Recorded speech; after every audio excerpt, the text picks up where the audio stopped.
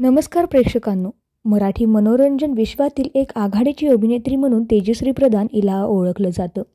सध्या स्टार प्रवाह वाहिनीवरील प्रेमाची गोष्ट ही मालिका तिने अचानक सोडल्यामुळे तिच्या चाहत्यांना धक्का बसला आहे. मालिकेतील सहकलाकार अपूर्वा नेंबळेकर सोबतच्या मतभेदांमुळे तेजश्रीने मालिका सोडल्याची चर्चा सगळीकडे रंगली होती. त्यात आता दोघींनीही एकमेकांसोबत सोशल मीडियावर अनफॉलो केल्यानंतर या वादाला आणखी जोर मिळाला होता. पण तसे नाही. या सगळ्या चर्चांवर तेजश्रीने आता कोणतीही प्रतिक्रिया दिली नाही. मात्र तिची काही दिवसाआधीच एक मुलाखत चर्चेत आली आहे, ज्यातून तिने प्रेमाची गोष्ट मालिकेबद्दल एक वक्तव्य केलं होतं, ज्यामुळे तिला मालिका सोडावी लागली आहे अशी चर्चा आहे. प्रेमाची गोष्ट सुरू असताना तेजश्रीचा सदैव लग्नम हा सिनेमा जो आहे तो प्रदर्शित झाला होता.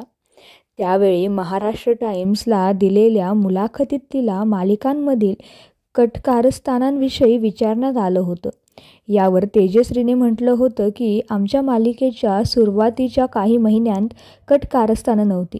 कथानक सुंदर सुरू होतं आणि TRP सुद्धा स्थिर होता. पण नंतर कारस्थानं सुरू झाली आणि वाहिन्यांना वाटतं कारस्थानाशिवाय प्रेक्षकांना मालिकेत मजा येणार नाही.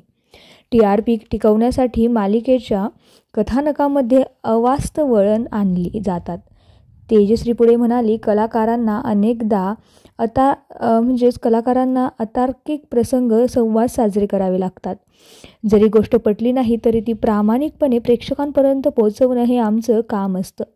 तेजश्री प्रधानच्या या वक्तव्यामुळे TRPमुळे कथानकात होणारे बदल, चॅनलचा हस्तक्षेप आणि कलाकारांना मत न विचारणं हेच तिच्या मालिका सोडण्यामागील कारण असावं अशी चर्चा रंगली आहे. तुमचे मत, तेजश्रीने घेतलेला हा निर्णय योग्य होता का हे तुमचं मत आम्हाला नक्की कमेंट बॉक्समध्ये कळवा.